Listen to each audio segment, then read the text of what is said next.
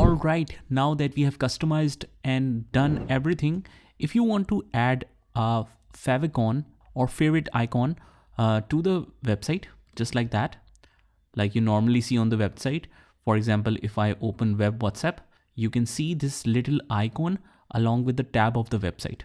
So that is called favicon or fav icon. So how we can add this? Now, if you're using the free version, you won't be able to change this, but the option will be same whether you are in the paid version or the free version.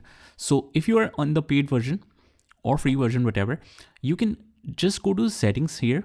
Make sure you are in the editing mode of the website creation.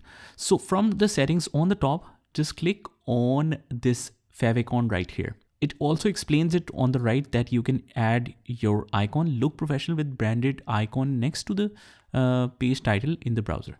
So that's what we want to change. Now, once we click on that, it will open up our dashboard. So if we scroll down a little bit, you will see this favicon separate section. So this explains what it is, and your favicon icon is this one. So it will keep it to Wix until you upgrade this plan to the premium.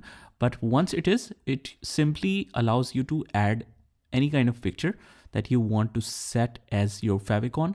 And that's pretty much it. This is how you can change it, and it will look something like this. So just explore this area and then we will move to the next section.